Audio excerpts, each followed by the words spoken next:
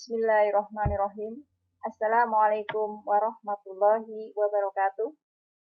Apa kabar anak-anakku semua?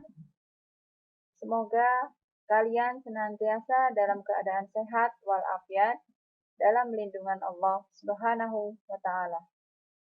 Bertemu lagi dengan Ibu Sri Astuti dalam materi tematik kelas 6 tema 1.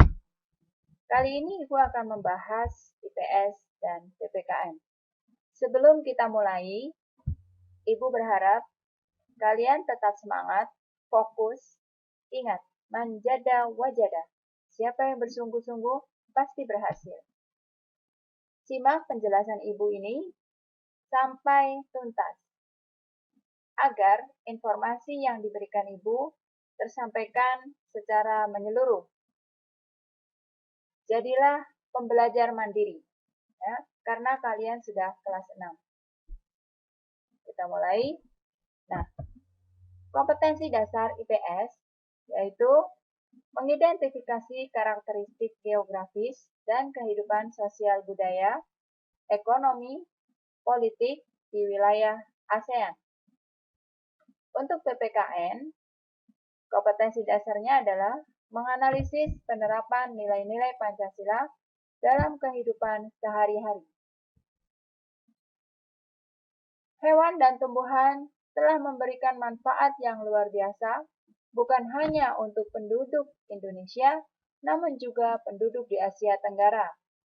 Keadaan geografis yang sama membutuhkan pengaturan dan pemikiran agar penduduk dapat hidup berdampingan dalam memanfaatkan kondisi alamnya.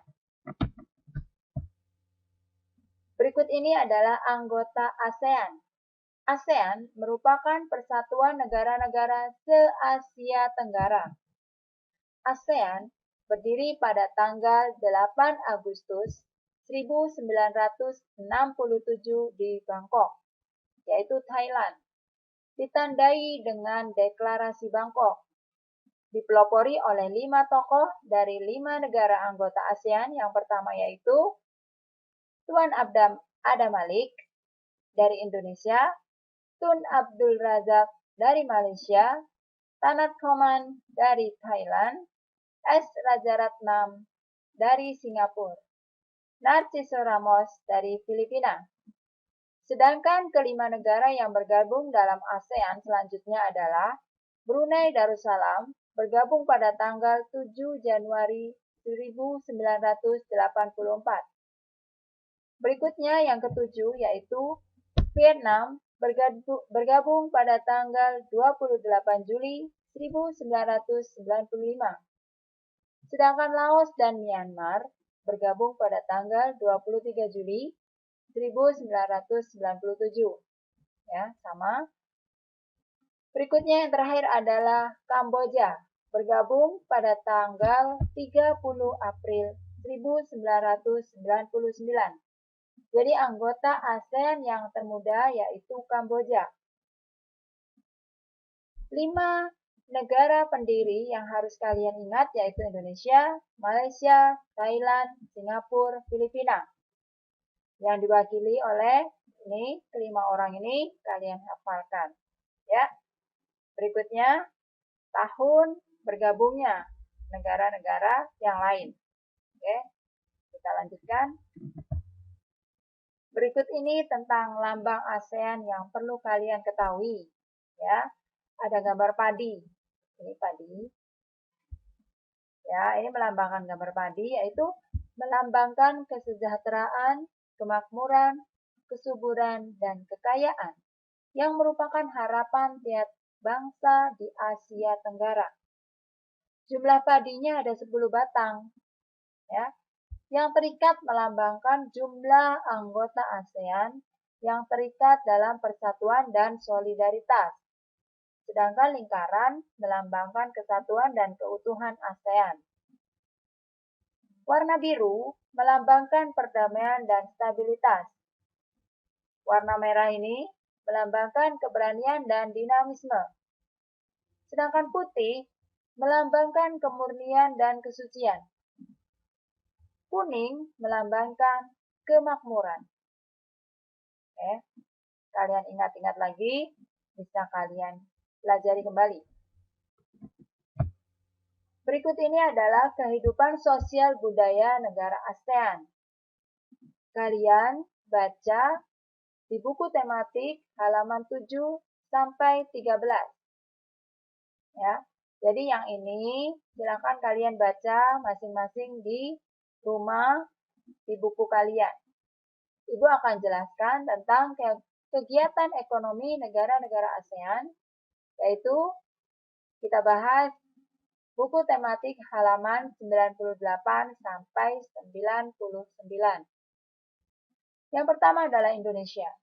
Indonesia mengekspor hasil bumi seperti timah, tembaga, besi, minyak, gas, dan nikel. Kemudian mengekspor pupuk, serta tapioka, karet, kopi, kelapa sawit, tembakau, ikan tuna, udang, dan teh. Sedangkan Brunei Darussalam mengekspor minyak mentah, gas alam, dan produk minyak. Berikutnya adalah negara Malaysia. Penduduk Malaysia bermata pencaharian bidang pertanian, pertambangan, perindustrian. Pertambangan menghasilkan biji timah terbesar di dunia. Ini Malaysia, ya. Ingat-ingat, menghasilkan biji timah terbesar di dunia. Berikutnya adalah Singapura, mengekspor mesin dan alat transportasi, alat elektronik, dan barang-barang konsumsi, bahan kimia, dan olahan minyak. Singapura memiliki pendapatan per kapita tertinggi di wilayah Asia Tenggara. Ya. Pendapatan per kapita tertinggi di wilayah Asia Tenggara. Ini Singapura. Ya. Ini bendera Malaysia dan ini bendera Singapura. Kalian ingat-ingat ya, bendera anggota negara ASEAN. Selanjutnya adalah Thailand. Mata pencaharian penduduknya adalah pertanian, kehutanan, pertambangan, dan industri. Thailand merupakan penghasil beras terbesar di Asia dan 3 sedunia. Thailand juga dijuluki sebagai gajah putih, negara 1000 pagoda, dan lumbung padi ASEAN. Sedangkan Filipina, mata pencaharian penduduknya adalah pertanian, pertambangan, dan industri. Komoditas ekspor Filipina terdiri atas gula, kopra, kayu, nanas, dan biji tembaga. Perhatikan, ini adalah bendera negara Thailand, sedangkan ini sebelah kanannya adalah bendera negara Filipina. Berikutnya adalah Vietnam. Mata pencaharian penduduk Vietnam adalah pertanian, industri pertambangan, dan kehutanan. Hasil utama pertaniannya adalah padi. Untuk Kamboja, mata pencaharian penduduk Kamboja adalah pertanian. Ini merah dan kuning, ini bintang warna kuning, lambang negara Vietnam. Sebelahnya adalah Kamboja. Jadi kalau dilihat dari semua negara ASEAN, rata-rata mata pencaharian penduduknya adalah pertanian. Untuk Singapura, mereka adalah sebagian besar adalah perindustrian. Kalau ditanya, negara yang memiliki pendapatan per kapita tertinggi di ASEAN adalah, jawabannya adalah Singapura. Ini Laos, mata pencaharian penduduknya juga sama, pertanian. Antara lain penghasilannya adalah dari beras, jagung, tembakau, jeruk, dan kopi. Untuk Myanmar, komoditas perdagangan, terutama kayu jati, beras, pupuk, dan berbagai barang kerajinan. Ini adalah lambang bendera Laos. Sebelahnya Myanmar.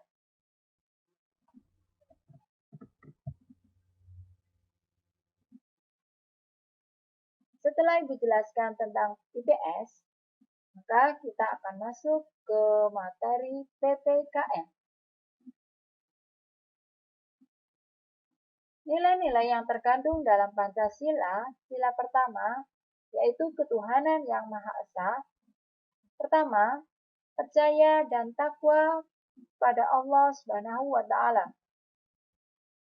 Yang kedua, hormat menghormati serta bekerja sama antara pemeluk agama. Yang ketiga, saling hidup rukun dengan pemeluk agama. Yang keempat, menghormati orang yang sedang beribadah. Jadi, di PPKN ini kita menerapkan nilai-nilai yang terkandung dalam Pancasila. Yang dibahas di sini sekarang kita pelajari adalah sila pertama dan kedua. Ya, masih banyak beberapa contoh yang lain. Ya, di sini Ibu contohkan ada 4. Nanti kalian bisa cari lagi. Contoh-contoh yang terkandung dalam sila pertama, sila, ya, yaitu ketuhanan yang Maha Esa. Berikutnya, yaitu tentang nilai-nilai yang terkandung dalam Pancasila sila kedua, yaitu kemanusiaan yang adil dan beradab. Yang pertama, persamaan derajat dan menghargai hak asasi manusia. Yang kedua, solidaritas setia kawan antar sesama manusia. Yang ketiga, pengakuan terhadap adanya harkat dan martabat manusia. Selanjutnya, yang keempat, menjunjung tinggi nilai kemanusiaan dan harus mendapat perlakuan adil terhadap sesama manusia. Jadi kita tidak boleh pilih kasih ya. Kita harus adil. Sama teman adil, sama keluarga juga kita berlatih untuk adil. Ya. Yang kelima, mengembangkan sikap tenggang rasa agar tidak berbuat semena-mena terhadap orang lain. Ya. Tidak boleh egois, maunya menang sendiri. Tidak boleh. Ya.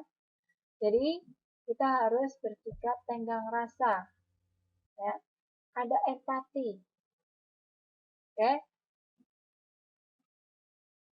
Sekian penjelasan dari Ibu untuk materi tematik kali ini. Kalian pelajari kembali materi-materi yang sudah Ibu berikan pada pelajaran-pelajaran sebelumnya. Pahami dan dihafalkan ya. Untuk hal-hal yang perlu dihafalkan misalnya seperti tanggal atau mata pencaharian ya. Kemudian rangkuman yang Ibu berikan silakan kalian pelajari baik-baik. Ya. Ingat pesan Ibu, manjada wajada. Siapa yang bersungguh-sungguh pasti akan berhasil. Banyak berdoa, ya, perkuat imun, ya, sehingga Allah berikan kita keamanan. Jangan lupa hormati orang tua kalian. Terima kasih atas perhatiannya. Ibu ucapkan Assalamualaikum warahmatullahi wabarakatuh.